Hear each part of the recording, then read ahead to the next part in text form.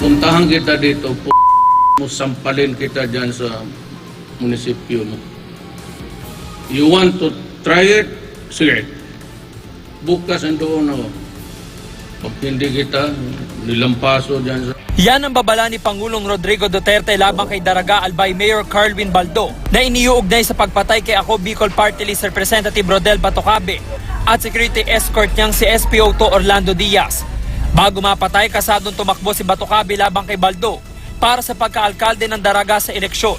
Isang linggo matapos ang krimen, ipinresenta ni PNP Chief Police Director General Oscar Albayalde ang isang matrix na si Mayor Baldo ang mastermind.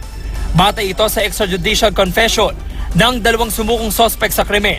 Mayor Baldo allegedly offered 5 million for the hit job on Batocabe sometime in September 2018 and paid an initial amount of 250,000 pesos to Tuping and his group for the purchase of guns and motorcycles.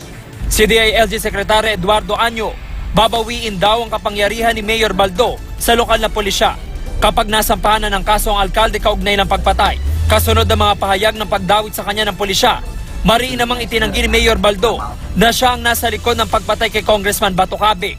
I assert my innocence.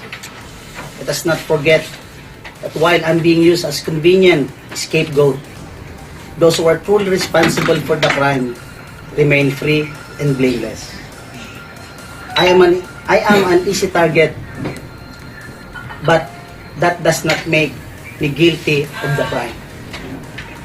I am already being persecuted in the courts of public opinion.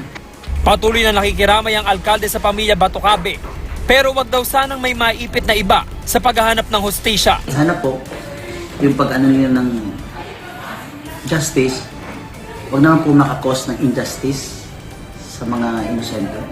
Nangako rin si Mayor Baldo na hindi maapekto ng kontrobersiya ang kanyang paglilingkod sa Albay. James Agustin, GMA News.